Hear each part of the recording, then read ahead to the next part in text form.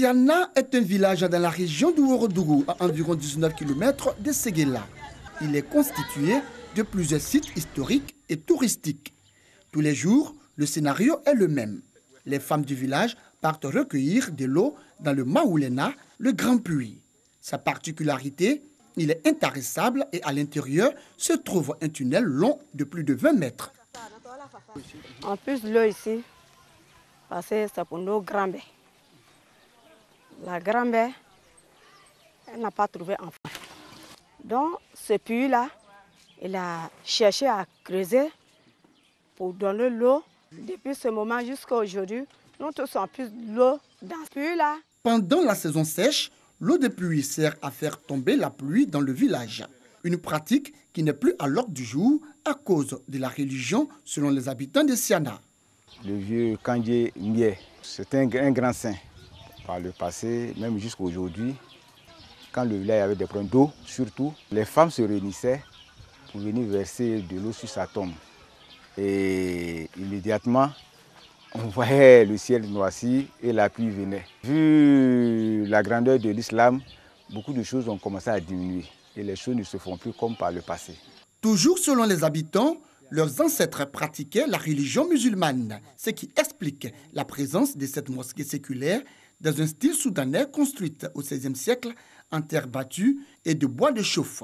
Elle a été construite par la famille Dosso, aidée de la famille Bakayoko et les Malinké, venus du Soudan, actuel Mali. C'est l'une des plus anciennes mosquées de Côte d'Ivoire.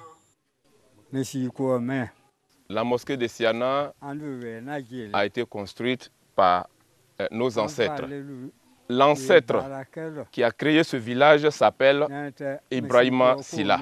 Des musulmans avaient habité ce site avant la création de Siana.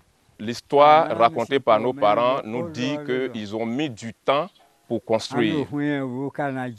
Vieille de plus de 600 ans, la mosquée historique de Siana a besoin d'une réhabilitation. Nous faisons de notre mieux pour essayer de garder ce bâtiment, mais avec des moyens très faibles. Si rien n'est fait, d'ici un moment, sous le poids de l'âge, ce bâtiment pourrait s'écrouler, ce qui pourrait endeuiller le monde touristique et même les populations.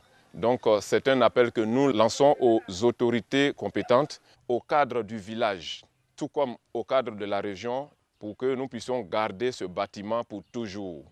À quelques pas de la mosquée, une forêt sacrée. Dans cette forêt se trouvent des femmes transformées en pierre pour avoir pratiqué l'excision. Selon les populations, seules les personnes n'ayant jamais entendu parler de cette histoire peuvent les voir. Autrefois, nos parents pratiquaient l'excision. Et à un moment donné, la pratique a pris fin du fait que cette séance dernière, ceux qui ont pratiqué se sont vus transformés en pierre. Que ce soit les tapeurs et les exciseuses, même ceux qui étaient excisés, tout ressortissant de Siana.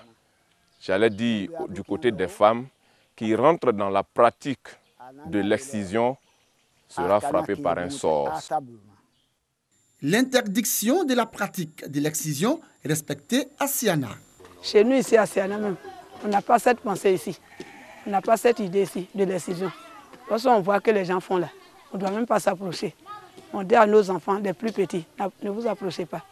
Parce que si la personne s'approche, c'est la mort qui l'attend. Dans ce village de plus de 2000 âmes, on y trouve des fileuses de coton.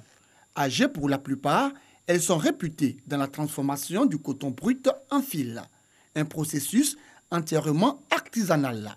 Leur outil de travail, une pierre, des palettes et des quenouilles. Une fois terminés, les fils sont mis à la disposition des tisserands pour usage multiple. Parmi les tisserands du village, Dosso Namoré, par ailleurs porte-parole du village. Selon lui, les fileuses de coton jouent un rôle très important dans le processus de fabrication des tenues vestimentaires. Si à Siana, certains artisans sont âgés, d'autres sont encore très jeunes.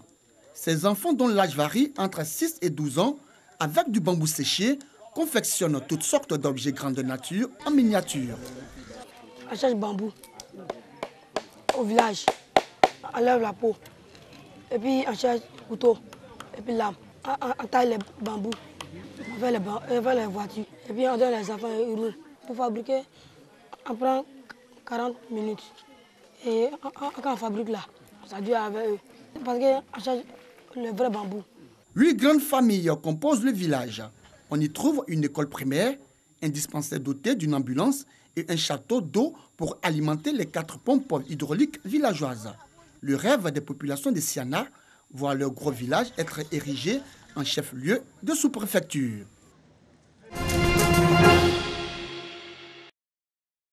Des tentes dressées à perte de vue. Nous sommes à Mina, à quelques kilomètres de la ville de la Mecque. Ces habitations sont destinées au milieu de pèlerins venus du monde entier pour accomplir le Hajj. Le 8e jour, n'est-ce pas, du mois Zulhijjah, c'est-à-dire le 12e mois lunaire, le prophète sallallahu alayhi wa sallam s'est déplacé pour venir à Mina, venir prier ici 5 prières et le lendemain matin, c'est-à-dire que le 9, et il est parti à Arafat pour la station d'Arafat et au crépuscule, il a continué pour venir à Mouzdelfa pour passer la nuit et il est resté ici pendant les 3 jours. Le séjour de Mina, un passage obligé durant le pèlerinage musulman. Mais ici, le confort s'éloigne du quotidien. Sous une même tente, on peut compter plus de 100 à 300 personnes. Ici, les conditions effacent les barrières sociales. Les titres ronflants et sonores de directeur de ceci, vraiment ici, ça n'apparaît pas. C'est un acte qui vise à tuer en nous l'orgueil, à la limite démesuré de certaines personnes d'entre nous et à favoriser l'humilité. La façon qu'on se couche, ça ne vaut même pas 1 mètre. Donc il faut penser qu'un jour, tu serais comme ça. On est rapproché, ça veut dire, si la mort vient là, tu t'en vas seul.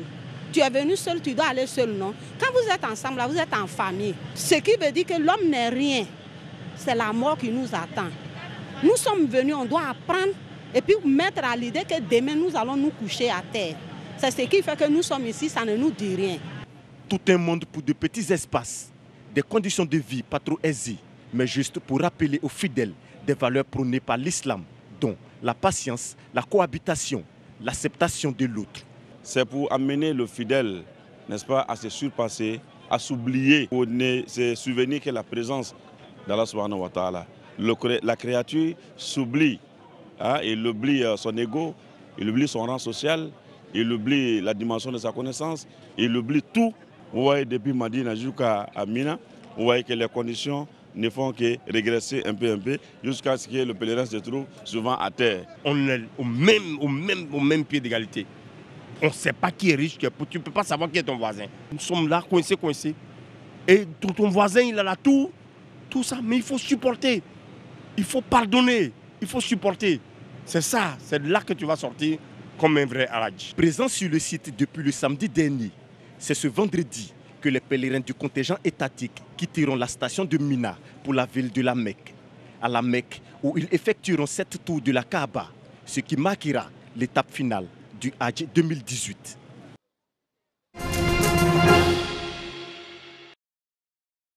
La Cour constitutionnelle du Zimbabwe a validé ce vendredi l'élection du président sortant Emmerson Mnangagwa. Elle a estimé que les accusations de fraude et de manipulation au scrutin du 30 juillet avancées par l'opposition n'ont pas été prouvées.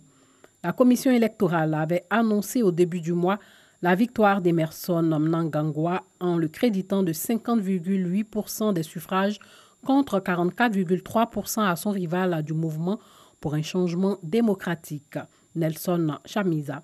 Le MDC a contesté ces résultats devant la plus haute instance judiciaire du pays, arguant de nombreuses irrégularités. Lors d'une audience devant la Cour constitutionnelle, les avocats de Nelson Chamisa ont contesté ces résultats. Les défenseurs d'Emmerson Mnangagwa avaient balayé ces accusations du revers de la main et dénoncé, je cite, des mensonges et le dossier vide de preuves des plaignants. Depuis son arrivée aux commandes au Zimbabwe en novembre 2017, Emmerson Mnangagwa a promis de relancer l'économie du pays. La campagne électorale est apparue plus ouverte que lors des scrutins précédents, entachée de violence. La répression par l'armée d'une manifestation de l'opposition dans les rues de Harare 2 jours après le scrutin s'était soldée par 6 morts. La validation des résultats du scrutin a été largement anticipée par les analystes qui jugeait très faibles les chances de succès de la requête déposée par l'opposition. La requête du mouvement pour un changement démocratique a provoqué le report de la cérémonie d'investiture du président Mnangagwa le 12 août dernier. Sa victoire désormais confirmée, elle doit se tenir d'ici à dimanche.